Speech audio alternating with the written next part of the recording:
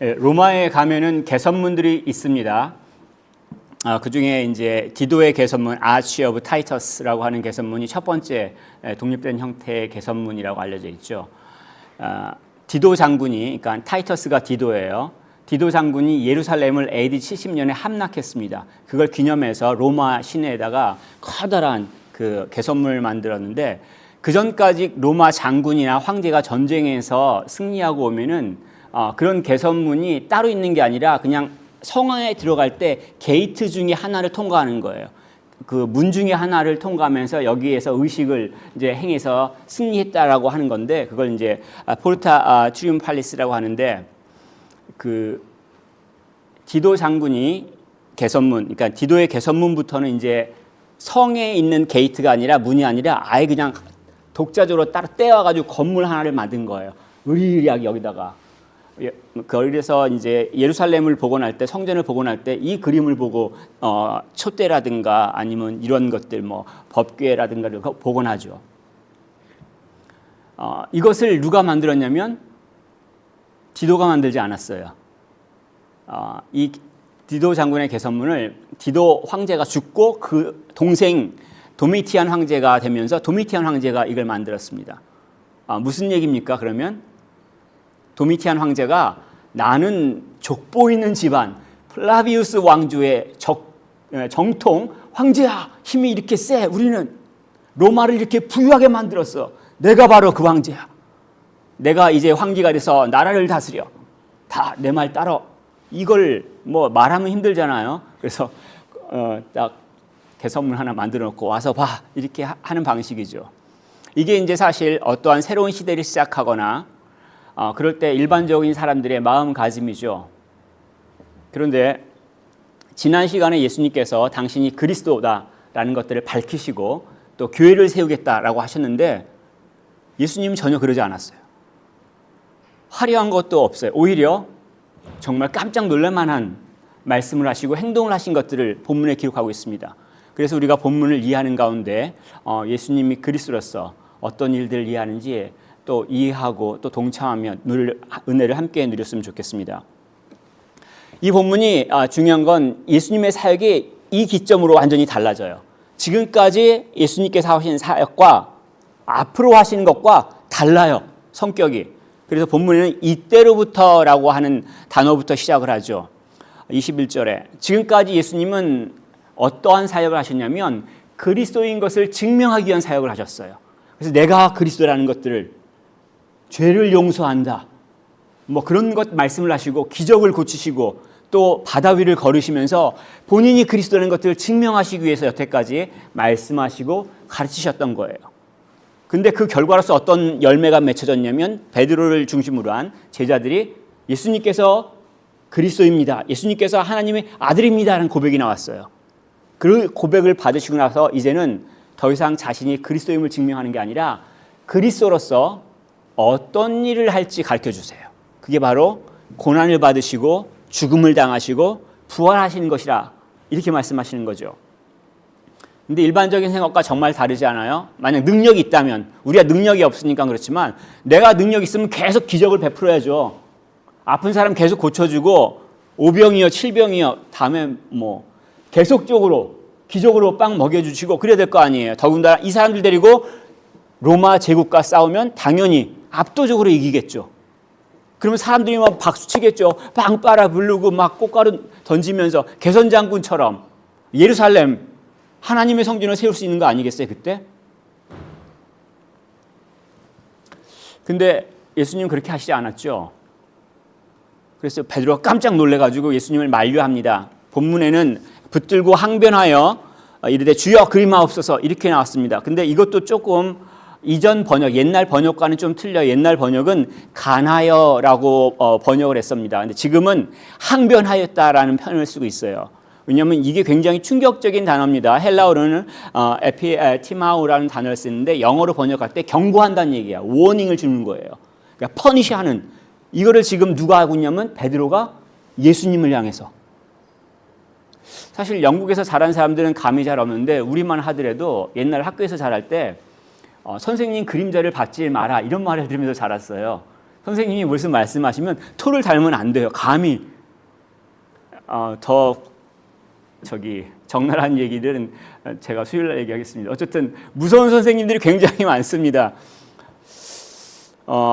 그렇다고 해서 제가 수요일 날 성경 공부할 때 그런 방식으로 안 하죠. 저 영국에서 공부를 했기 때문에 질문과 답변을 통해서 비판적으로 본문을 이해하는 걸 제가 돕고 있습니다. 어쨌든 간에 중요한 건 베드로가 지금 당시 문화권에서 도저히 이해할 수 없는 행동을 한 거예요. 그러면 안 돼요. 잘못했어. 이렇게 얘기하는 거죠. 자기 스승을 향해서. 베드로가 왜 그랬을까요?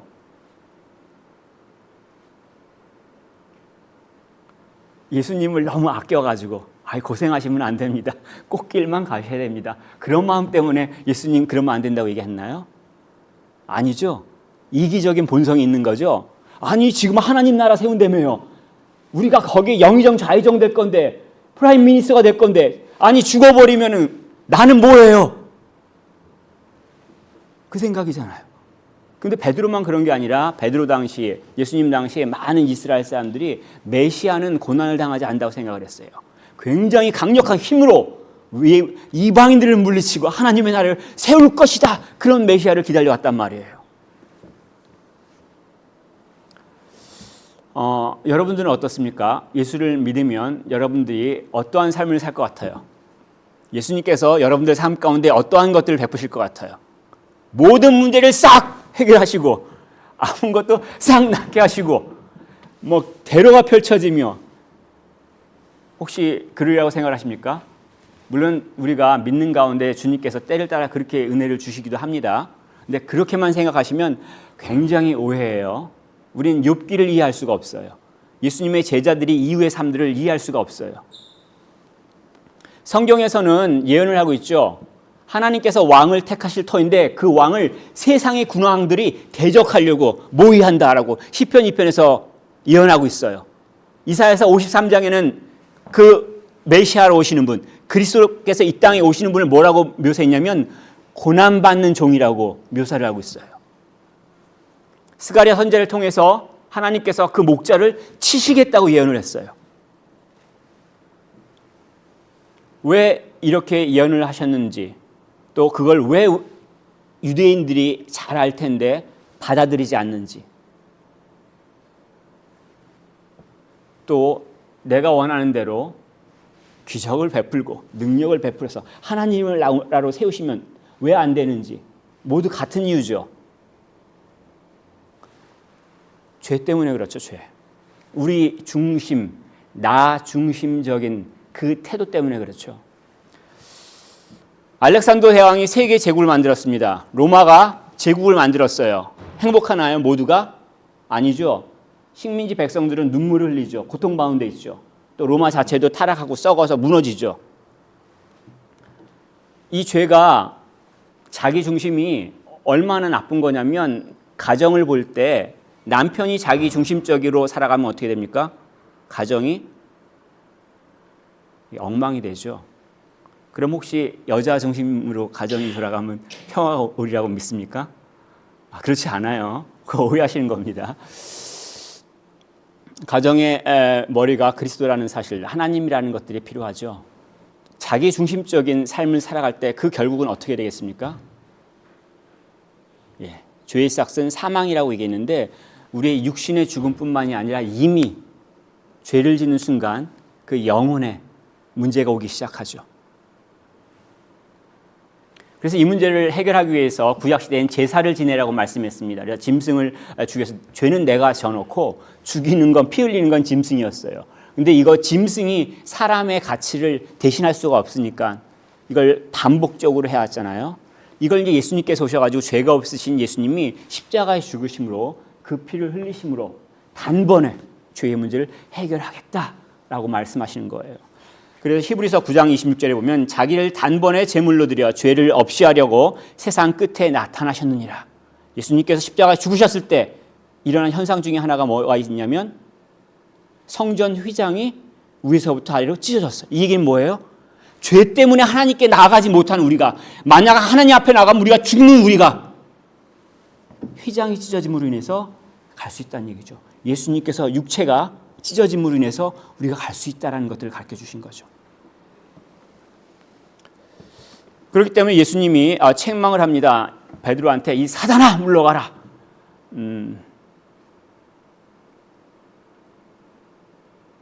요즘 혹시 이런 표현을 쓰시는 거 들어보셨나요?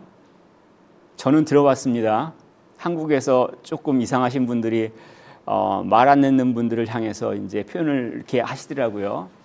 아무리 말을 안 듣더라도 그렇게까지 하시면 안 되는데 어쨌든간 이 사단이 뭐냐면은 히브리 말로 사탄이에요. 그리고 이제 헬라어로 번역되면 디아블로스에서 이게 한국말로는 마귀 이렇게 번역되는데 원래 그 사탄의 뜻은 고소하는 사람, accuser, adversary, 원수 그런 뜻이에요. 두 가지 뜻을 갖고 있습니다. 그래서 욥기를 보면은 하나님 앞에서 욥을 자꾸 고소해요. 제가 하나님께서 뭘 주셔서 하나님 믿는 거예요. 그걸 뺏어보면 돼요. 제가 자녀를 주셔서 하나님 믿는 거예요. 그걸 뺏으면 돼요. 자꾸 옆에서 이런 애 있었잖아요. 이걸 사탄이라고 해요. 근데 이 특징이 뭐냐면 거짓말을 해요. 그래서 거짓의 압이라고 막 가르쳐 주셨고 또 사람들을 유혹해요. 예수님께서 광야에서 40일 금식하고 난 다음에 사탄이 나타나서 유혹하잖아요. 이런 일을 하는 영적인 존재예요. 이 영적인 존재이기 때문에 어떻습니까? 특징이 지 마음대로 아무 데나 나타나요. 그래서 가장 첫 번째 나타났던 게 창세기 3장에 뱀으로 나타났죠. 가장 마지막에 요한계시록의 12장에 용으로 나타나죠. 그 사이에 또 지 마음대로 나타나요. 지금 베드로한테도 나타나는데 나중에 보면 가룟 유다에게도 사단이 들어가는 것을 기록하고 있죠. 또 사도행전 보면 아나니아스 거짓말할 때 사단이 들어갔다고 가르쳐주고 있죠. 근데 개인뿐만이 아니라 국가 그 시스템 가운데도 나타납니다. 그래서 바벨론을 뭐라고 얘기하냐면 하나님을 대적하는 자, 사탄의 형체로 말하고 있죠. 또 그 당시에 예수님 당시에 로마 제국을 말하고 있어요. 오늘날에는요. 좀 어려워졌나요? 오늘날에는 이제 물질주의죠. 돈이 최고라고 하는 생각들. 포스트 모더니즘을 통해서 자기 마음대로 내가 볼 때 좋은 게 좋은 거야 라고 하는 자기 중심적인 성향들. 이게 바로 사탄이 사용하고 있는 방식이죠. 예수님이 책망을 합니다. 23절에 보면 너는 나를 넘어지게 하는 자로다. 내가 하나님의 일을 생각하지 아니하고 도리어 사람의 일을 생각하는도다. 하나님의 일이라는 것들은 아담 이후로 죽음으로 달려가는 사람들을 방향을 돌이켜서 생명으로 돌이키는 거잖아요. 근데 지금 베드로는 뭐예요? 고난 없이 꽃길만 걸으세요. 이 얘기예요. 어떤 게 좋겠습니까? 좋은 게 좋은 거 아니에요? 그 생각하는 건요. 그런데 이 사단이 하는 일들은 어떠한 공통점이 있냐면 우리의 구원을 방해해요. 내가 예수를 그리스도로 믿는 걸 적극적으로 방해해요.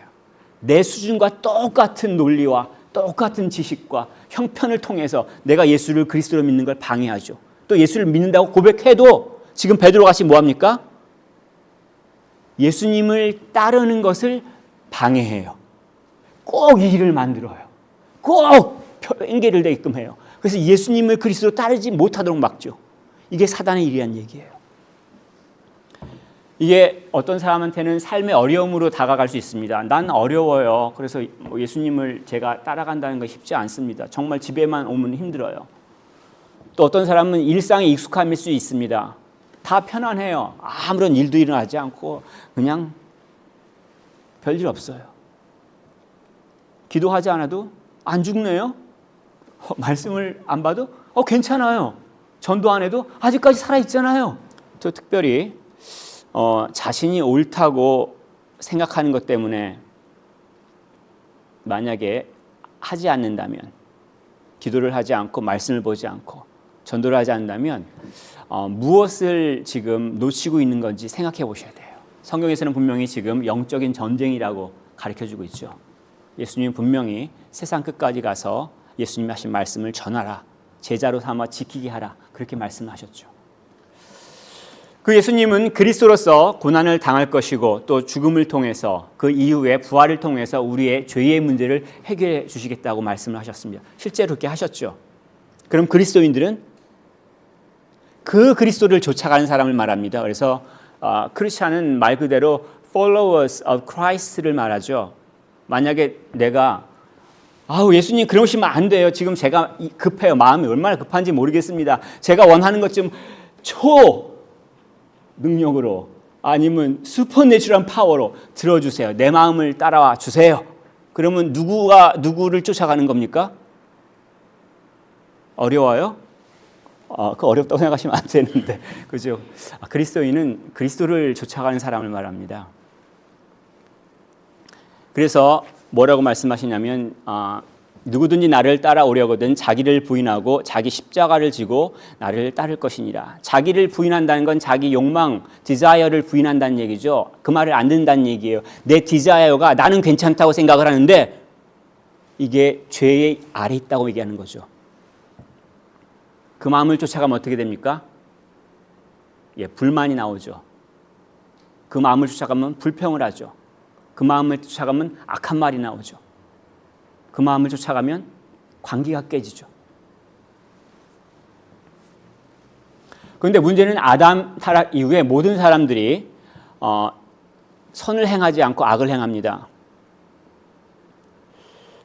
바울이 이런 고백을 했습니다. 로마서 7장 19절에 내가 원하는 바 선은 행하지 아니하고 도리어 원하지 아니하는 바 악을 행하는도다. 아시는 것처럼 바울은 바리새인 중에 바리새인이죠. 율법을 잘 지켜서 사람들한테 칭찬을 받았어요. 종교 리더예요. 리더십을 갖고 있어요. 그 중에서도 이 바울은 굉장히 톱 레벨 지도자한테 직접 사사받은 사람이에요. 본인도 장래가 보장되어 있는 사람이에요. 얼마나 기도하고 말씀을 전하고 열심을 냈겠어요. 그런데 뭐라고 고백하고 있냐면 내가 선한 것을 원하는데 내가 하는 건 악한 것이라고 고백을 해요. 이해가 되시나요? 만물보다 거짓되고 심히 부패한 것은 마음이라. 예레미야 선지자를 통해서 하나님께서 하신 말씀인데 기준이 하나님 말씀일 때 이게 볼 수 있어요. 내 기준일 때는 이게 안 보여요. 근데 하나님 말씀이 기준일 때, 그리고 성령 하나님께서 우리의 마음을 새롭게 하셔서 우리 양심이 새로울 때 그 성경 말씀과 양심으로서 내 생각과 내 말과 내 행동들을 보면 역겹다는 얘기예요. 그런데 그리스도인은 새로운 생명, 새로운 피조물이라고 가르쳐주고 있죠. 내가 예수를 그리스도로 고백할 때, 믿음의 고백을 할 때 그리스도의 생명이 내 안에 심겨져요. 이것을 좀 어려운 말로 임퓨테이션이라고 말합니다. 그러니까 법정에서 죄 없다라고 선언받는 것 말고 전혀 새로운 생명이 생겨져요. 예수님의 생명이.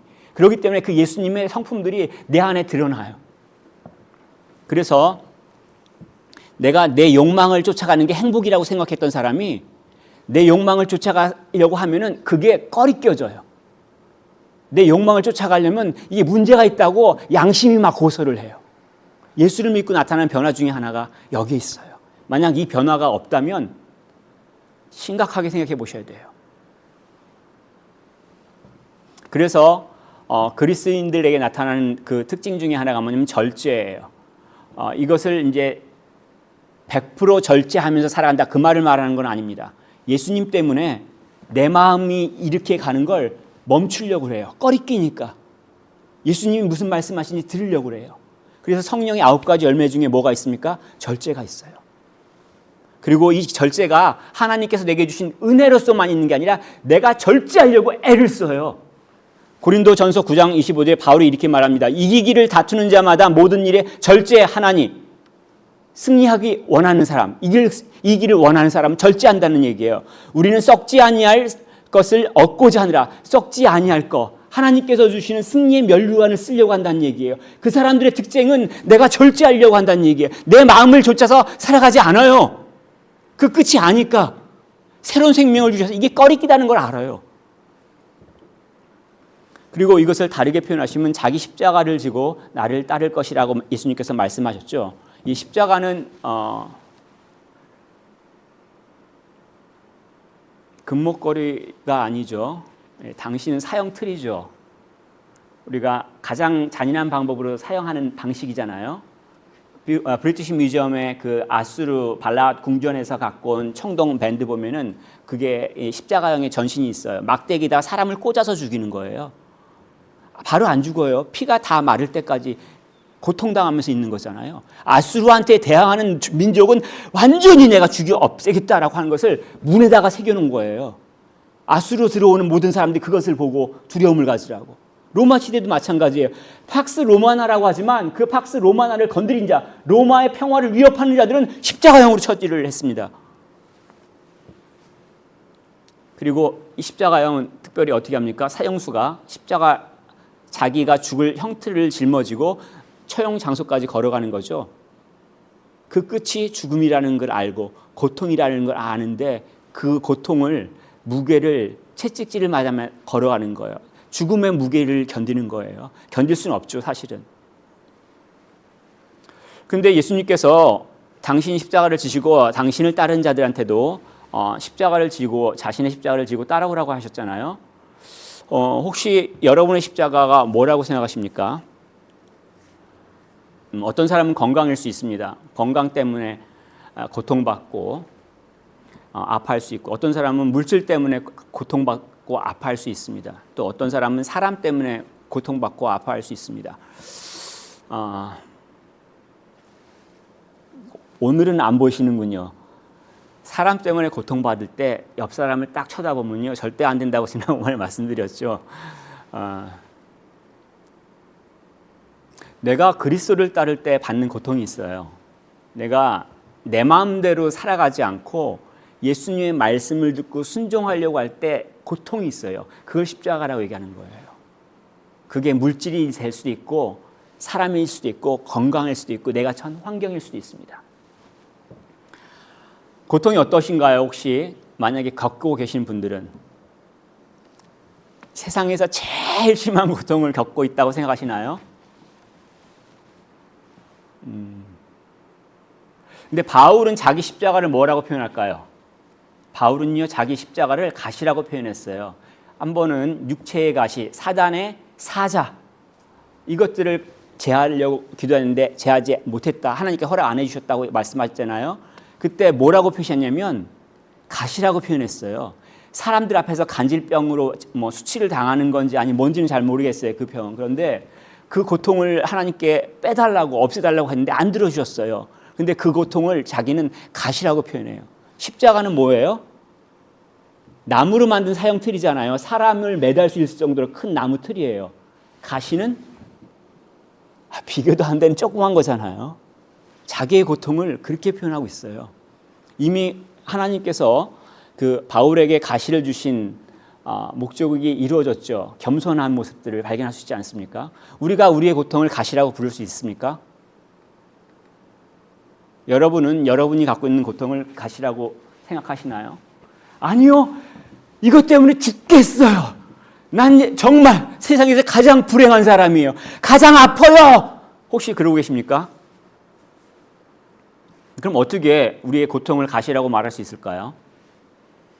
예, 십자가에 달리신 예수님을 바라보는 게 필요하죠. 아무런 죄를 지으시지 않으셨는데 내 죄를 해결하시기 위해서 대신 그 고통을 당하신 예수님을 바라봅니다. 그때 내 고통이 그렇게 아프던 것이 사라지는 것들을 경험할 수 있습니다.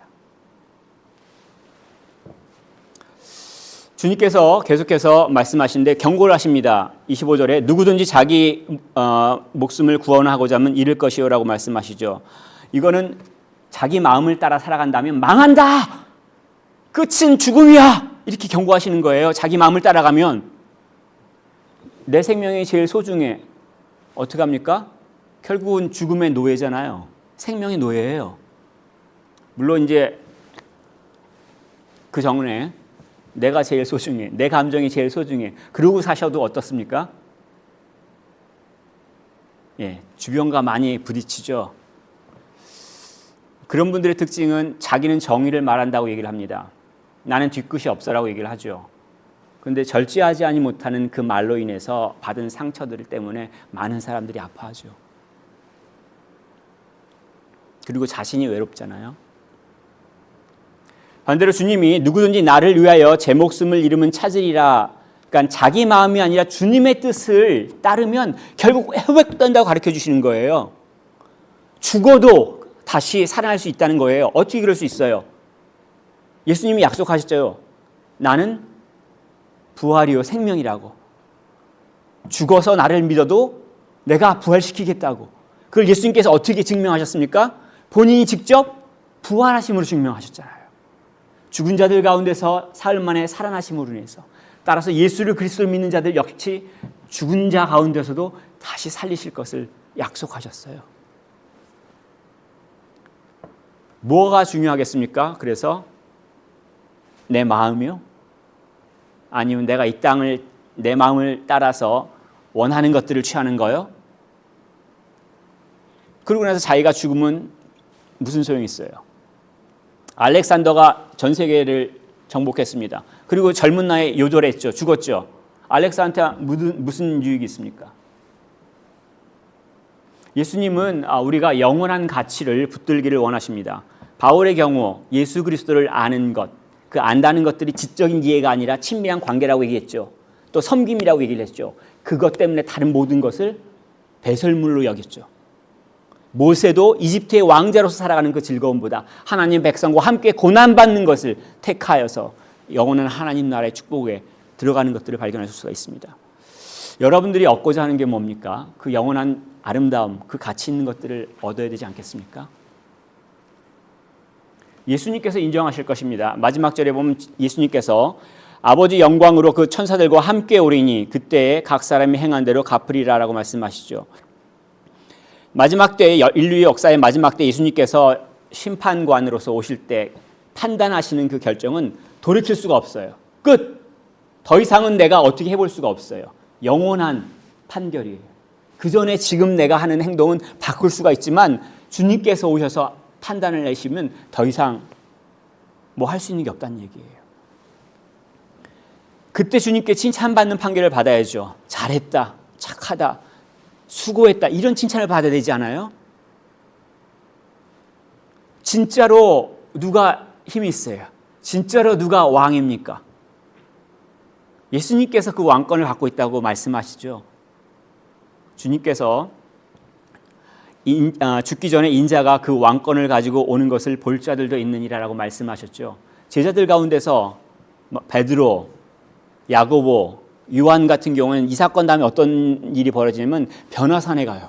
변화산에 가서 예수님의 얼굴이 태양같이 빛나고 옷이 빛처럼 막 밝아지는 것을 보고 놀래가지고 무릎을 꿇죠. 예수님께서 보통 사람이 아니라 만왕의 왕이신 것들을 그때 보게 된 거예요. 나중에 베드로 후서에 베드로가 이렇게 고백합니다. 우리가 주님의 그 위엄을 본 사람들이다 하면서 자기가 죽을 때까지 그 주님께 충성하는 모습을 보여주고 있죠. 예수님께서 마지막 때에 이 땅 가운데 오실 때 구름 타고 오신다고 말씀하시죠. 영광 가운데 오신다는 얘기예요. 그리고 요한 사도는 환상 가운데 그 모습을 미리 보고 계시록으로 남겼잖아요. 오늘날 우리들은 어떻습니까?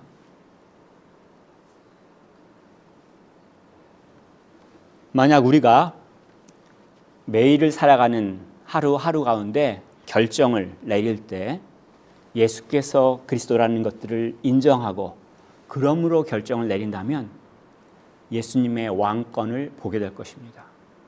예수님께서 왕으로서 다스리시는 그 나라의 기쁨을 누리시게 될 겁니다. 예수께서 그리스도로서 고난과 죽음을 당하시고 부활을 하실 거라고 말씀하셨습니다. 이는 우리의 죄 문제를 해결하시기 위해서 그런 것이죠. 따라서 그리스도인도 자기 부인과 십자가를 지고 따라오라고 말씀했습니다. 우리 마음을 따라서 살아간다면 망해요. 고통이에요. 그리고 죽음을 피할 수가 없어요. 그러나 주님을 믿기 때문에 예수를 그리스도를 믿기 때문에 내 마음을 부인하고 십자가를 지고 따라가게 된다면 정말 내가 전혀 생각할 수 없었던 그 기쁨과 축복들을 누리면서 살아갈 것을 주께서 약속해 주셨습니다. 우리 모두가 그러한 주님의 인정을 받고 또 주님의 칭찬을 받고 주께서 약속하신 그 축복들을 누릴 수 있기를 축복합니다. 또 간구합니다.